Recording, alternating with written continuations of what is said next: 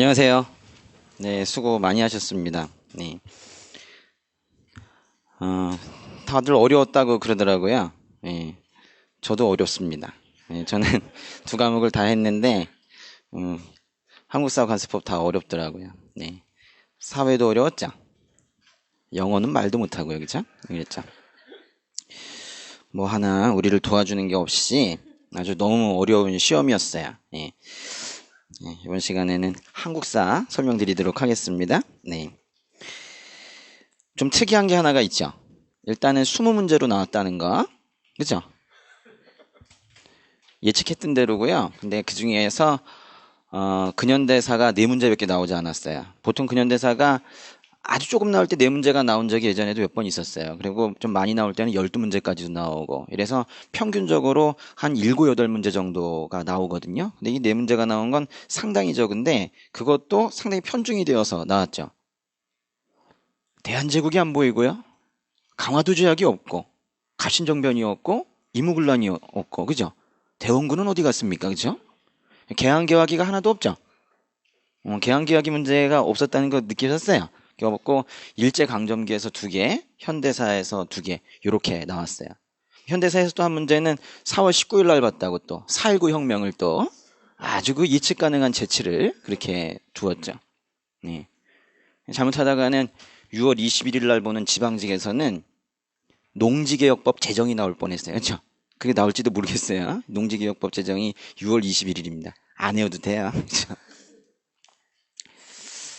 그리고 또 하나 또 특징은 우리 문제를 보니까 가나다라 순서 묻는 문제 있잖아요. 꼭 한 문제씩은 출제가 되는데 그거 없는 거 느끼셨어요? 그게 없어요. 이번에 그런 문제가 좀 없었고 사실관계를 판단하는 문제들이 매우 많아졌습니다. 마치 법과목 같은 그런 느낌을 갖는 게 하나가 있었고 S체크형 기준으로 보면 13번 문제 그 한 페이지를 아주 가득 채운 그 그래프 3개 나오는 문제 있었죠? 조선과 중국과 일본의 뭐 인구 시기별 인구가 어떻게 변해갔는지 근데 그거는 몰라도 푸는 문제죠. 풀어보니까 사회 문제다. 그렇죠? 뭐 그런 문제도 하나 있었고. 그래서 이렇게 형식적으로 조금 다른 것들을 보면서 좀 이게 생소하게 느끼면 실제로 어려운 것보다도 더 어렵게 느껴져요. 체감이 그렇게 되는 거예요. 그리고 또 어려운 이유 중에 하나가 사료가 좀 생소한 사료들이 꽤 많이 있었어요. 여러분 이제 말씀을 드리면 요번에 이제 3월부터 새로운 교과서로 공부를 하기 시작하지 않습니까? 그건 알고 있어요?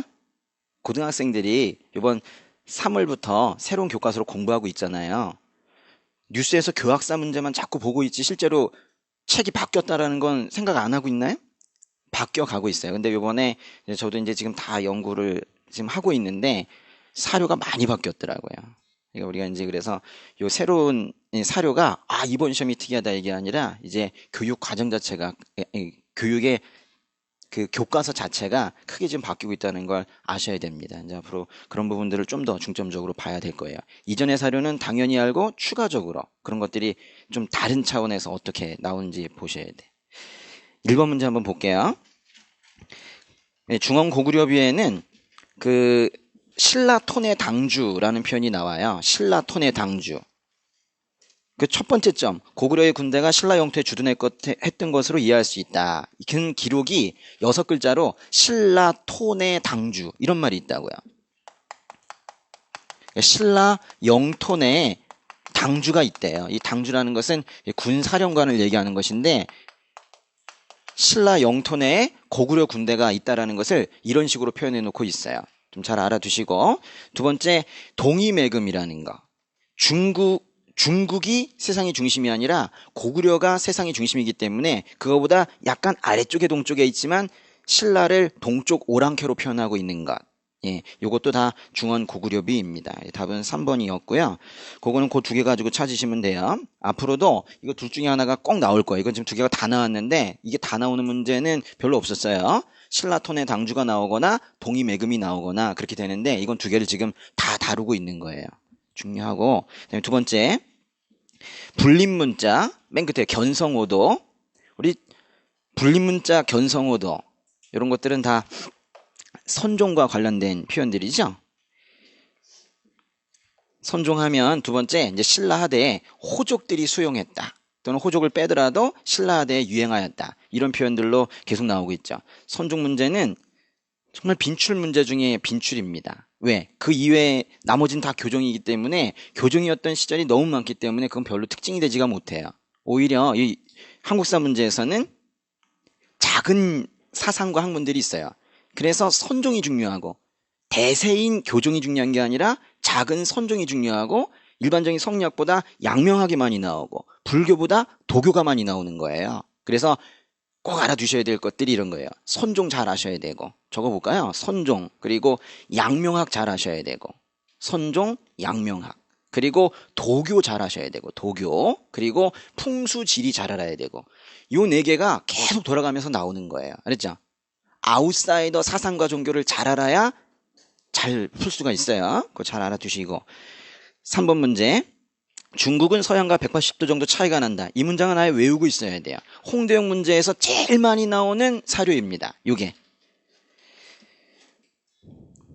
홍대용이죠. 그 1번에 동국지리지를 저술해서 역사지리 있어요. 역사지리 동그라미. 이게 중요한 말인데요. 우리 인문지리지라는 표현도 있고 역사지리지라는 표현도 있는데 우리 역사지리지에 대표적인 게 두 개가 있어요. 한백겸의 동국지리지가 있고요. 이거네요. 그렇죠? 한백겸 동국지리지가 있고 또 역사를 얘기하다 보니까 우리나라의 영토가 어디까지인지 얘기하고 있는 정약용의 아방강이었고 그 두 가지가 역사지리란 말에 어울리는 것들이에요. 그렇죠? 그래서 그런 걸 가지고 찾으셔야 되는 게 역사지리, 동국지리. 이건 한백겸이고 두 번째 임하경륜. 다른 어떤 실학자보다도 저서가 제일 시험에 많이 나오는 사람이 홍대용입니다. 그렇죠? 그래서 여러분이 실학자들 다 중요하지만 특별히 홍대용의 저서는 다 외워야 되고요. 담원서, 임하경륜, 의산문답도 많이 나와요. 그렇죠? 이런 것들 꼭 알아두셔야 되고 박지원의 저서도 꼭 알아두셔야 돼요. 실학자들 중에서 그 두 사람은 저서를 상당히 많이 묻습니다. 누구랑 누구요? 홍대용이랑 박지원이. 이제 그 문제 중에 또 하나인 거예요. 그리고 옆에 성인 남자들에게 이견의 토지를 나눠줄 것을 주장했다. 이게 바로 균전론 또는 균전제인데 균전론, 균전제는 유영원의 균전론이 있고 홍대용의 균전론이 있습니다. 내용이 사뭇 다르죠. 그렇죠? 이건 이제 중상학파임에도 불구하고 균전론을 주장했다. 토지개혁 부분이어서 마치 중농학파 느낌의 그런 것이어서 오히려 특이한 거죠. 기술을 중시했던 오히려 홍대용이 이런 토지개혁론을 주장했다는 게 중요한 거죠. 이게 답이 2번이었고 3번에 동사에서 이 동사는 사실상은 두 개가 있죠. 그렇죠? 허목의 동사가 있고요. 허목이라는 사람. 허목. 어떻게 생겼다고 그랬어요? 눈썹이 허연데 너무 길어가지고 아예 목까지 내려온 사람이 허목이라고 그랬죠. 그렇죠? 허목의 동사가 있고 또 하나는 이종휘의 동사가 있어요. 이종휘. 허목은 17세기 사람이고 이종휘는 18세기 사람입니다. 허목의 동사와 이종휘의 동사. 요건 그 중에서 뭘 얘기하는 것이냐? 요거는 17세기에 허목의 동사와 관련된 거예요. 4번에 동국지도를 만들어서 동국지도 하면 또 누가 만든 거예요? 동국지도는 세조 때의 동국지도가 있고요. 영조 때의 동국지도가 있습니다. 세조 때의 동국지도는 정척, 양성지, 정척 또는 양성지 이런 사람들이 만든 것이고 영조 때의 동국지도는 정상기라는 사람이 만들었죠. 정상기. 이거는 누구의 동국지도일까요? 시험이 잘 안 보일 때는 포인트를 몰라서 그렇게 되는 거지 조금 정성을 들이게 되면 사실상은 이상한 문제 아니더라고요. 그렇죠? 거기 제일 중요한 말은 지금 지도 제작의 과학화라는 말이에요. 과학화 동그라미. 이 지도 제작의 과학화. 과학적인 지도. 이거는요. 우리가 스스로 과학적으로 만들기가 어려워요. 예전엔 관념적으로 만들다가 서양 지도가 막 들어오기 시작하면서 그런 것들을 보고 베끼기 시작을 한 거예요. 조선 후기의 지도에 이런 표현을 써요. 알았죠? 조선 후기 지도에 지도의 과학화라는 표현을 씁니다. 그러니 동국지도 두 개 중에서 영조 때의 동국지도를 얘기하는 거예요. 이건 확실히 정상기와 관련된 내용입니다. 4번 문제. 1940년 충칭에서 한국강북권을 창설했대요. 연도를 주어서 상당히 친절한 문제예요. 네. 그 1번에 옳지 않은 건데 1번에 이청천, 이범석을 선임했다 그랬어요. 이청천은 이름이 여러 개요. 지청천도 있고 이청천도 있고 그래요. 이청천, 지청천은 같은 사람입니다. 그리고 참모장이 이범석을 선임했다 그랬는데 용서하시기 바라고요. 그렇죠?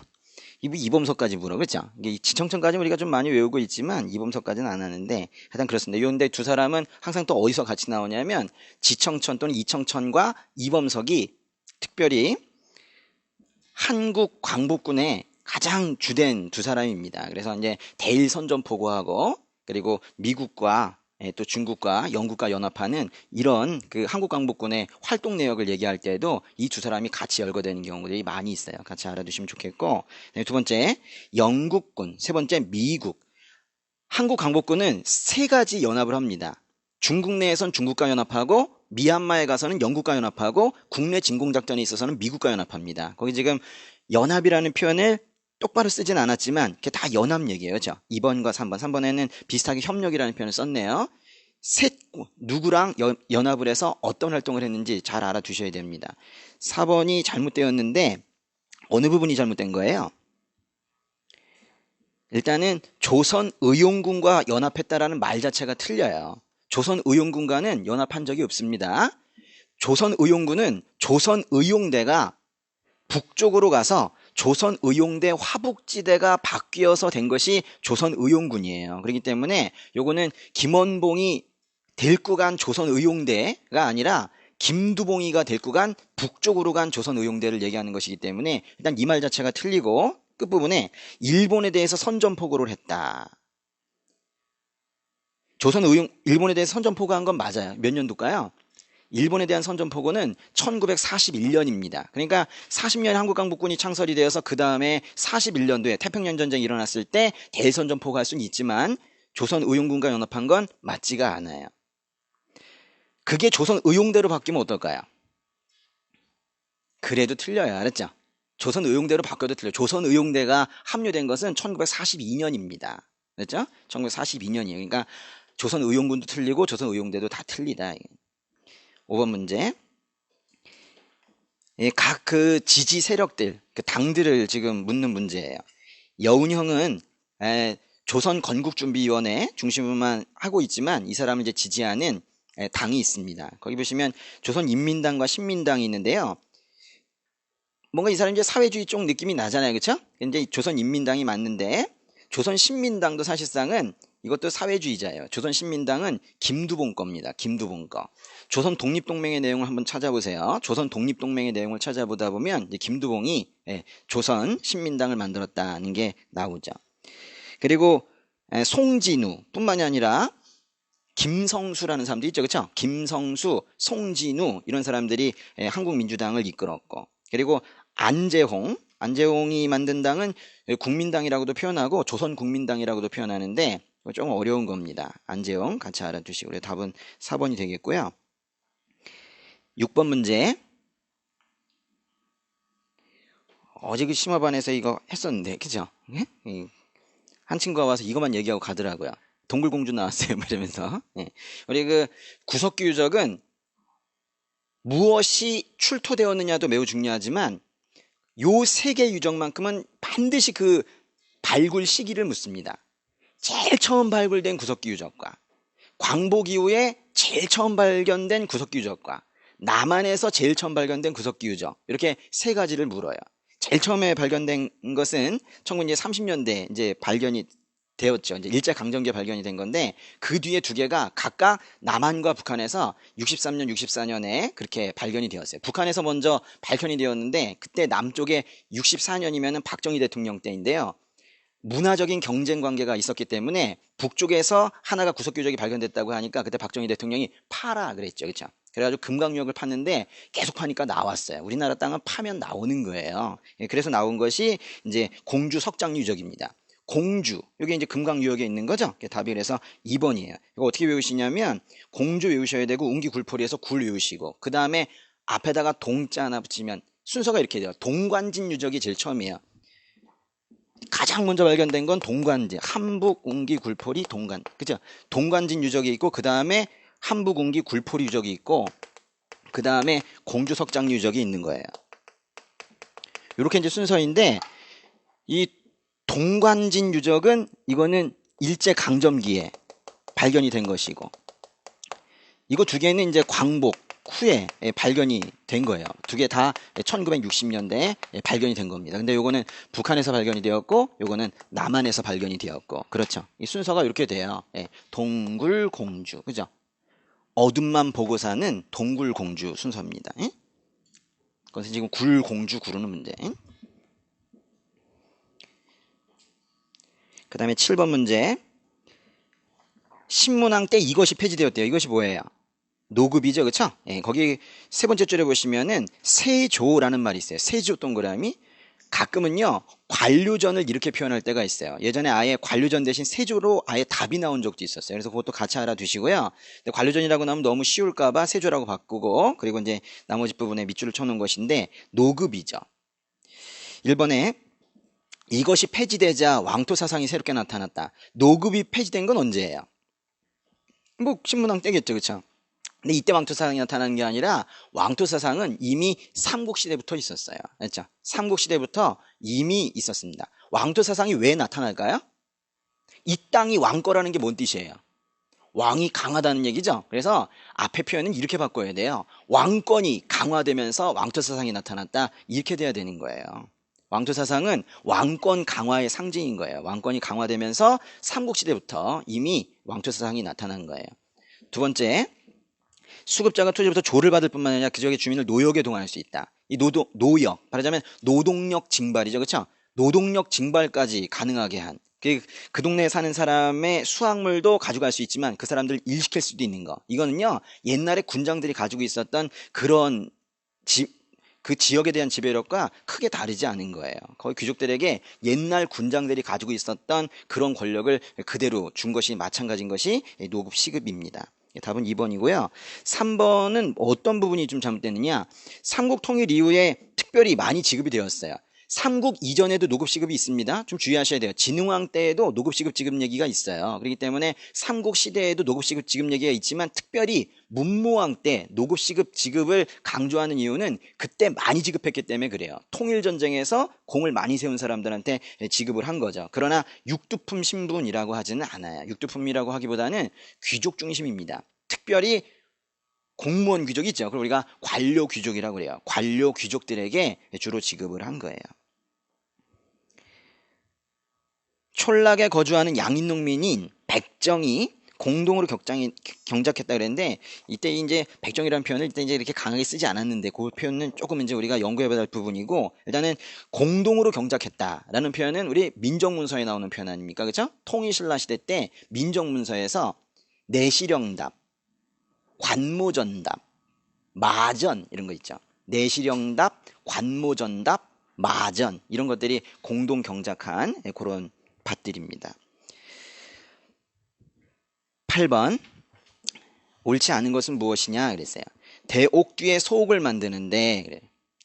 뒤에다 조그만 집을 짓고 남자가 가서 살죠. 그러다 나중에 이제 돌아오게 되는데 이거 서옥제죠. 서옥제 고구려 겁니다. 1번, 요거는 1번은요. 요거 내용 자체가 예전에 사료로 나온 적이 있었어요. 요 내용 자체를 사료로 길게 주고 이게 뭐니 이러면서 형사취수제를 물은 적이 있습니다. 그거 좀 특별하게 생각하지 마시고 요거를 외워야 되겠다. 거기 나오는 용어들을 외우셔야 돼요. 알았죠? 알아두셔야 되고 형사취수의 사례가 이겁니다. 알아두셔야 되고 이번에 계루부 고씨, 연나부 명림씨 그런데 계루부는 이전에는 그렇게 강하지 않다가 나중에 계루부가 강해지면서 왕이 되고 다른 부족에서 왕비가 나오기 시작을 했다. 그런 얘기입니다.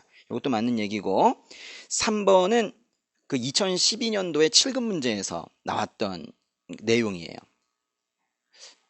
옛날에 무슨 전문연구원인가 거기서 한번 나왔었는데 이 관나부인 장발미인으로 유명한 뭐 이런 표현을 써요.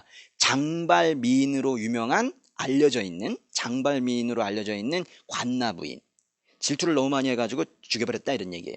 우리 보통 질투에 대한 얘기는요. 너 왜 질투하느냐 그래서 그 여자를 죽인다라는 것은 가부장적 사회를 의미하는 거예요. 이 가부장적 사회를 의미하는 이 질투에 대한 처벌 이 부분은 사실상은 가장 명시적으로 나와 있는 것은 부여의 사조목입니다. 부여에 있어요. 그런데 고구려에도 있다는 거야. 그 당시에 초기 국가의 고구려에도 있는데 그때 나오는 사람이 바로 관나 부인입니다. 이것도 이미 한번 출제가 되었던 부분입니다. 일단 기출문제는 아무리 강조해도 지나치질 않아요. 그렇죠? 꼭 알아두셔야 되고, 그 다음에 4번 요게 옳지 않은 거예요. 4번이 틀렸습니다. 그럼 그 정도 한번 볼게요. 네.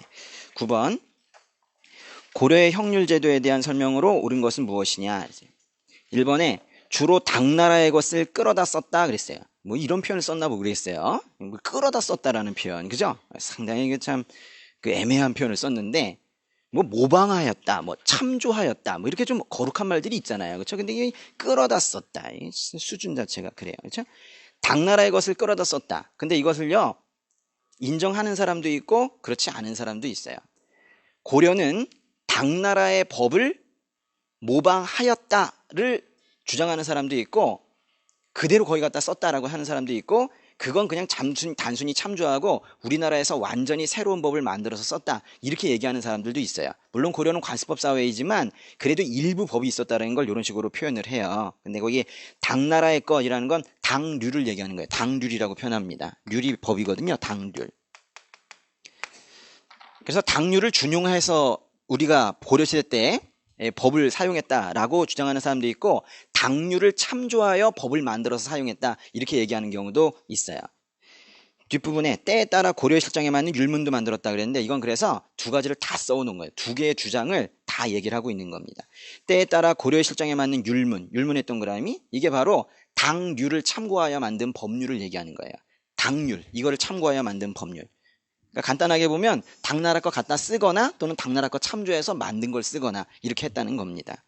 그 율문이라는 요 단어가 상당히 생소합니다. 그렇죠? 그래서 이런 것 때문에 조금 힘들어요. 그러니까 요번에 좀 특징 중에 하나가 옛날에 쓰던 표현들이 좀 많이 나왔어요. 최근에는 거의 시험 문제가 그 수능식에 그 풀어놓은 그런 문장들로 좀 많이 나왔는데, 요 율문 같은 것들은 좀 예전에 쓰던 표현입니다. 답은 그래서 1번이고, 행정과 사법이 명확하게 분리독립되어 있었다. 아주 명확하게 틀렸는데, 이거 너무 티나게 막 썼잖아요. 그렇죠? 분리독립되었다. 이거 언제 얘기예요?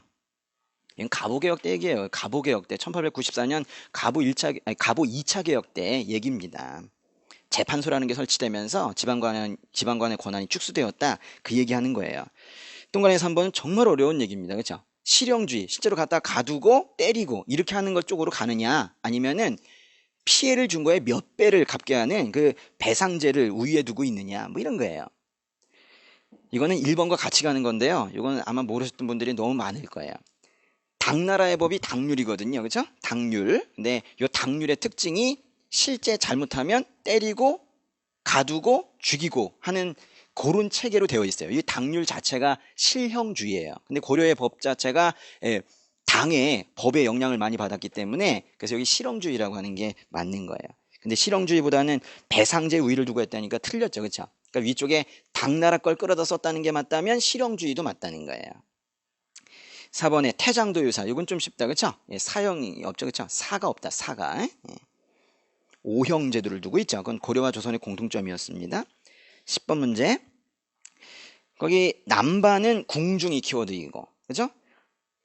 그 3번에 설이는 설이라고 시험에 나올 때도 있고요, 설이라고 나올 때도 있고 잠류라고 나올 때도 있어요. 잠류는 뭐뭐뭐한 설이다, 이렇게 표현도 하니까 잠류 이퀄 설이, 이걸 같이 보셔야 됩니다. 어쨌거나 그거는 옆에 중앙이 키워드죠. 맞는 얘기고. 답은 4번인데, 양반이라는 표현 자체가 일단은 고려시대 좀 자주 쓰지 않는 표현이고 어색한데, 일단 거기서 좀 기분이 좀 그렇지만 신분을 상승할 수 있는 길을 열어놓지 않았다 그랬는데 열어놓았죠. 그게 뭘까요?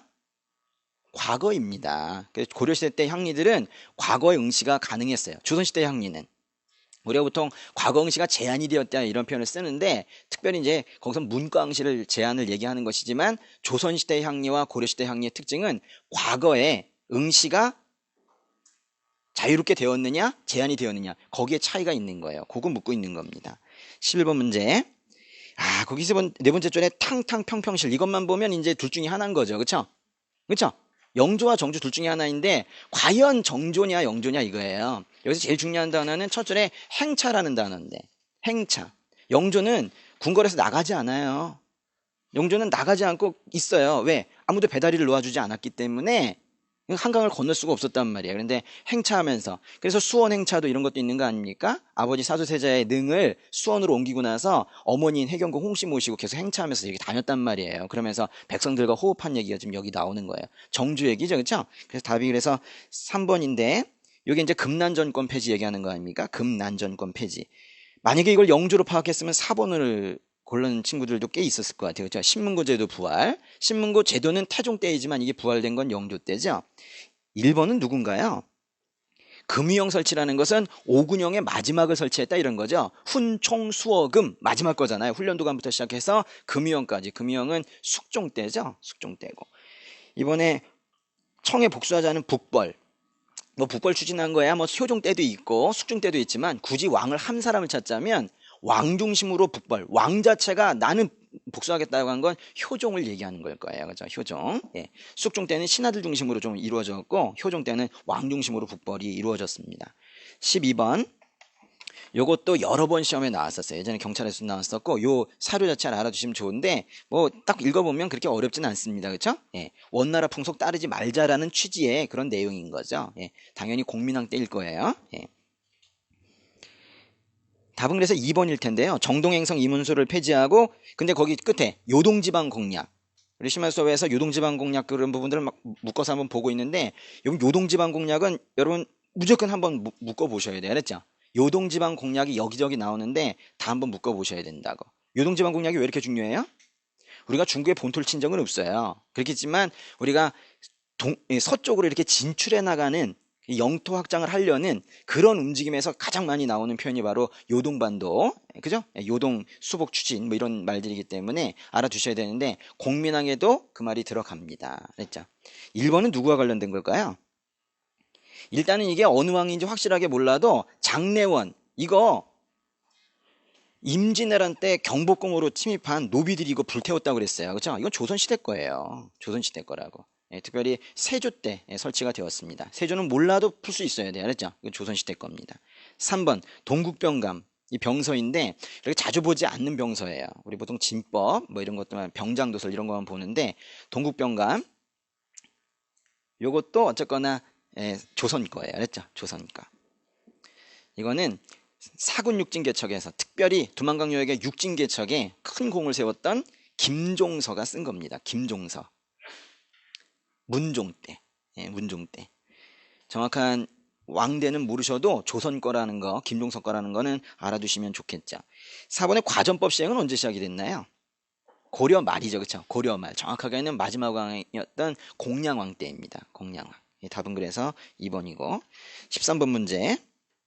깜짝 놀랐을 거예요. 그렇죠? 이게 뭐 어디까지 문제냐 뭐 이러면서 그렇죠? 예. 첫 번째 거는 이제 조선의 인구인데 여러분 잘 보시면요. 이게 아주 교묘한 그래프예요. 왜냐하면 원래 그래프가 그려지려면 이렇게 그려져야 되거든요. 이렇게. 임진왜란 때 다 죽었기 때문에 이때 이렇게 그려져야 되는데 지금 여기서부터만 그린 거예요. 그러니까 뭔가 계속 올라가는 것처럼 되어 있죠? 그 이전에 이렇게 급격하게 떨어진 외란 호란이 있거든요. 예. 그래서 거기 몇 년부터 시작하고 있어요.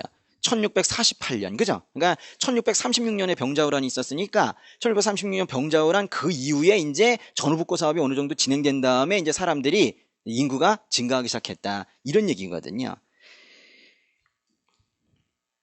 요건 이제 해석을 해보면 뭐가 잘못돼 있느냐. 이렇게 동그라미 1번 볼게요. 1번 보기 보시면 18세기 중반 이후 조선의 급격한 인구 증가는 삼남지방의 개발과 인구 유입 때문이다. 뒷부분은 그렇게 틀린 말은 아니에요. 그리고 사실상은 더 큰 인구 증가의 이유는 사실상은 상업의 성장입니다. 그렇죠? 경제 개발이고 경제 성장, 상업의 성장 부분이에요. 먹고 살만 하니까 이제 사람들이 많이 늘어나는 거죠. 근데 이 시기가 틀렸어요. 18세기 중반이 아니라 그 지금 급격하게 올라가는 게 뭐예요? 그렇죠? 쭉 올라갈 때는 17세기 아닙니까? 그렇죠? 17세기 중반이라고 해야 되겠죠. 근데 이게 만약 그래프가 없이 나왔다면 양난 이후라고 표현할 수 있어야 돼요. 그렇죠? 전쟁이 끝나고 나서 양난 이후 인구의 급격한 증가가 있었다라는 것도 우리가 이제 생각해 볼 문장이겠죠. 두 번째, 명대 초기. 이거는요. 명나라와 청나라가 언제부터 언제까지인지 모르면은 그걸 알고도 풀 수가 없는 거예요. 명나라는 언제 시작이 됐죠? 정확한 연도를 몰라도 우리가 알 수 있어야 돼. 우리가 공민왕이 반원 자주개혁을 하게 된 동기 자체가 원나라가 힘을 잃고 저 위쪽으로 도망갈 때, 그걸 다른 말로 원명교책이라고 하거든요. 이미 공민왕 때 원명교책이라는 말이 나오잖아요. 그렇죠? 고려 말에 이미 명나라가 먼저 세워졌어. 그리고 나중에 조선이 건국되면서 우리가 표전문이라는 거 보내가지고, 그죠? 조선 건국된 거 인정해 달라고 그랬는데 표현이 왜 이러냐? 조선의 화근이다. 뭐 이래가 정두전이 요동수복하고 그렇게 흘러가는 거잖아요. 그죠? 고려 말에 이미 명나라라고요. 그죠? 명나라는 1368년입니다. 14세기 한 중반쯤인데요. 1368년. 그때는 1368년이면 굳이 보면은 중국의 인구가 0.75 뭐 이렇게 돼 있네요. 그건 억명이니까 7,500만 정도 될 거예요. 그죠? 7,500만. 얘는 그때도 많았다. 그죠? 하여튼 중국의 특징, 인구가 많다는 거예요. 많다는 거. 그런데 이제 중국의 인구가 청대초기면 몇 년도예요? 1636년부터가 청이라니까. 근데 거기 보시면 가장 가까운 게 1650년인데 그때 1.3 돼 있으니까 청대초기는 1억 3천만 이렇게 돼야 되겠죠. 그렇죠? 아, 청나라 때 이미 우리를 능가했다. 응? 4억 2천만 원 맞고. 3번에 17세기에서 18세기 초반, 이거는 위에서 그래프에서는 찾을 수 없는 얘기죠. 그렇죠? 근데 전체적으로 요거 때문에 낸 문제예요. 그렇죠? 전체적으로 거의 비슷한 시기에 다 인구가 많이 증가했는데 농업기술도 발달하고 상업도 성장하고 그랬다는 거예요. 거기 제일 중요한 말은 농업기술 발달이죠. 그렇죠? 답이 그래서 3번이 된 것이고, 4번은 이 표를 해석해 보면 좀 우습죠. 그렇죠? 거기 이게 쭉 올라가는 게 17세기 이후 일본의 인구, 17세기 이후 일본의 인구는 정체 현상이 아니라 17세기에는 계속해서 지금 올라가고 있잖아요. 그죠? 18세기부터 정체하고 있죠. 예, 그런 얘기입니다. 똑같은 문제는 절대 나오지 않을 거예요. 그렇죠? 그러나 이 문제에서 양난 이후 인구가 급격히 증가했다는 거는 알아두셨으면 좋겠다. 이 전쟁의 특징이 그래요. 그렇죠? 전쟁의 아이러니, 전쟁의 패러독스입니다. 그렇죠? 전쟁이 끝나고 나서 상업이 성장하고, 전쟁이 끝나고 무역이 크게 발달하고, 전쟁이 끝나고 신분제 변동이 활발하고, 그렇죠? 전쟁이 끝나고 오히려 인구가 많이 늘어나네요. 그런 걸 뭐라 그래요? 베이비 붐이라고 하는 거예요. 그렇죠? 베이비 붐. 우리나라 똑같이 있지 않습니까? 전쟁 이후에 그 사람들이 항상 역사적으로 그렇게 해왔던 것 같아요. 14번. 이 농사가 편찬됐다. 농상집 이러면 안 되죠. 그렇죠? 예. 거기 보시면 두 번째 줄에 조선이라고 있습니다. 거기 제일 중요한 단어가 뭐냐면 세 번째 줄에 경험이라는 거예요. 경험. 계속 강조하고 있죠. 그렇죠? 경험. 농사익설에서 제일 중요한 단어가 이거예요. 경험. 왜? 만드는 과정 자체가 달랐어요. 다른 책과는. 다른 책은 그냥 막 연구해서 만들었는데, 이거는 세종이 공무원들을 쭉 세워놓고 전국으로 퍼져서 가서 논반 옆에 앉아가지고 농부들한테 물어가지고 인터뷰해서 만들어라 한 책이 바로 농사직설이거든요. 아주 중요한 표현이고요. 그리고 세 번째 줄의 끝에 조선의 실정. 이 표현도 진짜 많이 나왔어요.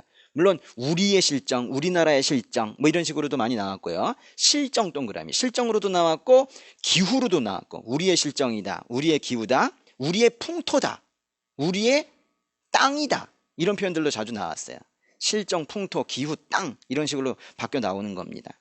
세종 때죠.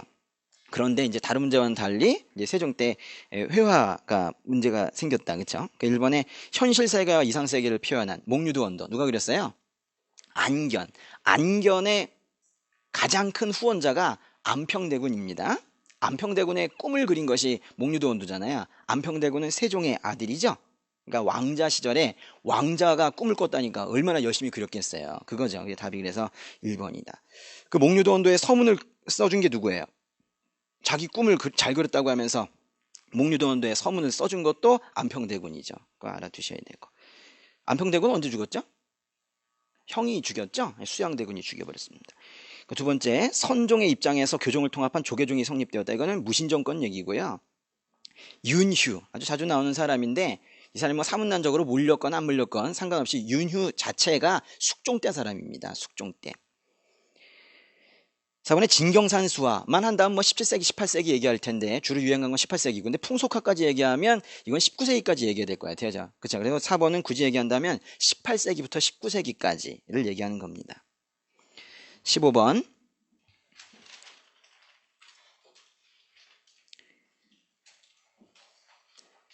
바로 작년에 2013년도에 경찰 시험에서 이런 말이 나온 적이 있었어요.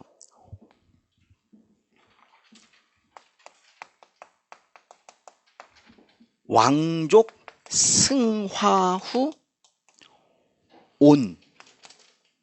왕족 승하후 온. 이게 사람 이름이에요. 온을 왕으로 추대했다. 이 말이 나와가지고 다들 까무러쳤다. 응? 이게 뭐냐 도대체. 왕족 승하후 온을 왕으로 추대했다. 그러면서 개경으로 돌아간 그 세력과 완전히 다른 또 하나의 나라를 만들었다 이런 얘기예요. 왕을 하나 세웠다니까. 그거를 강화도에서 만들었거든요. 근데 이제 그것이 너무 이제 몽골 쪽과 가깝다 이래가지고 뒤쪽으로 밀어낸 것이 진도 쪽으로 간 거예요. 삼별초 얘기입니다. 알았죠? 삼별초가 단순하게 대문왕정 그냥 군대로서만 싸운 게 아니라 나라 개념이에요. 나라 개념. 나라 개념이 나와야 연호가 나오는 거거든요. 그 연호가 나오니까 상당히 어색해 보인 거예요. 그렇죠? 여기 15번에 2번 문서에서는 연호를 사용하지 않았다. 그렇죠? 국가 개념이에요. 국가 개념. 왕을 세웠다. 근데 거기 뭐 그걸 모른다 하더라도 그 두 번째 거에 강화가 있고 맨 끝에 진도가 있고 그래요. 그렇죠? 삼별초와 관련된 겁니다. 그러니까 답은 1번이죠. 최후가 도적을 막기 위해서 처음에 만든 것은 밤의 군대. 그렇죠? 야별초를 만들었다가 도적이 너무 많아졌거든요. 그게 무신정권기의 특징입니다. 그렇죠? 그래서 좌별초와 우별초로 나눴죠. 그리고 이제 신의군을 합쳐가지고 삼별초가 된 겁니다. 이건 계속 알아두셔야 돼요. 알았죠? 알아두셔야 되고 16번 보잘것없는 나 소자가 어린 나이로 어린 나이 이게 문제예요. 그렇죠? 어린 나이로 왕이 되니까 이제 섭정이 이루어지고 그리고 이제 다른 외척들이 크게 난리를 피운 거죠. 근데 거기 보시면은 지금 12년이나 되었대요. 요거는 지금 순조와 관련된 건데 순조가 즉위한 게 언제예요? 1800년입니다. 정조가 죽은 게 1800년이니까. 그러니까 1800년이 1년, 1801년이 2년, 1802년이 3년. 그래가지고 거기 12년째 되는 날이라는 거, 해는 1811년 얘기하는 거예요. 1800년에 즉위한 순조의 12년째 되는 1811년 얘기하는 거예요. 그렇게 하셔도 풀 수 있는데 거기에 어린 나이로 즉위한 사람이 뭐 한둘인가 뭐 그쵸? 그러니까 그거 가지고는 알기가 어렵다 이거예요. 그래서 그건 일단은 알고 보면 나중에는 1811년이라는 것을 계산할 수 있게 하는 근거가 되는데 사실상 뒤쪽에 더 중요한 게 있어요. 청천강 이북 너무너무 중요한 표현 아니에요. 그쵸? 청천강 이북 꼭 외워야 된다 그랬어요. 그쵸? 청천강 이북 이렇게 나오거나 또는 어떻게 나와요? 정주성 청 아니고 그죠? 청주성이면 2인자의 난이니까 정주성 점령 정주성 함락 이렇게 나와야 되죠.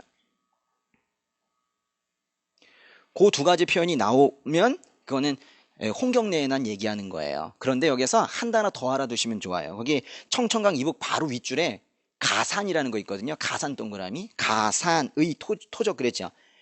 홍경래 난이 가산이라는 지역에서 제일 먼저 시작이 되었어요. 가산에서 시작이 되어서 이제 청천강 이북을 전체로 다 차지하게 된 거죠. 알 수 있는 거 반란은 지역을 알아야 돼요. 그랬죠? 주도 인물과 지역을 반드시 알아야 돼요. 순조 때입니다. 알았죠? 여기 이제 답은 그래서 2번인데 정말 이거 중요한 내용이죠. 공로비 6만 6천여 명을 양인으로 해방시켰다. 이거 바로 즉시했습니다. 이거 1801년에 했거든요. 1801년에 순조가 즉위하자마자 한 거죠. 그 1번에 최재우가 동학을 창도했다. 이거 언제일까요? 1860년이니까 철종 때겠죠. 그렇죠? 철종 때. 미국 상선 제너럴 셔먼호가 격침된 거는 이민재 흥선대원군이 집권하고 나서니까 고종 때겠죠. 왕으로 치면은.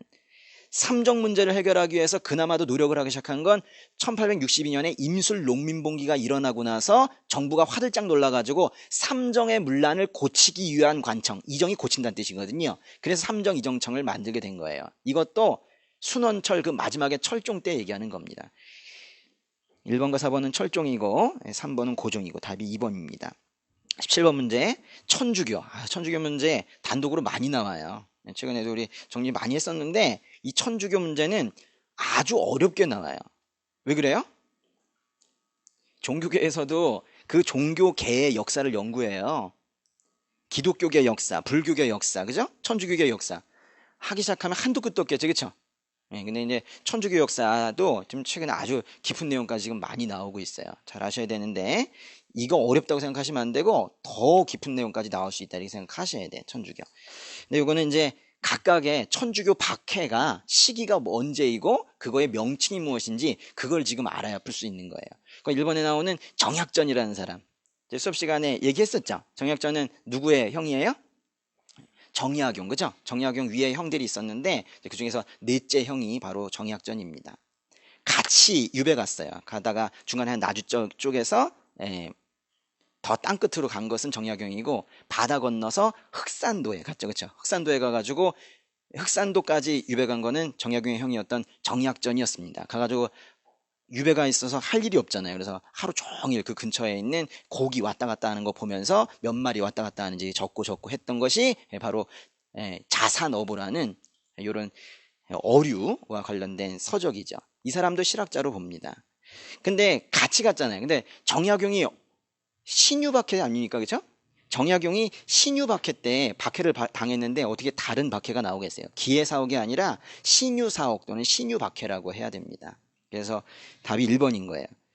내용이 틀린 게 아니라 그 용어가 틀렸다는 거예요. 그렇죠?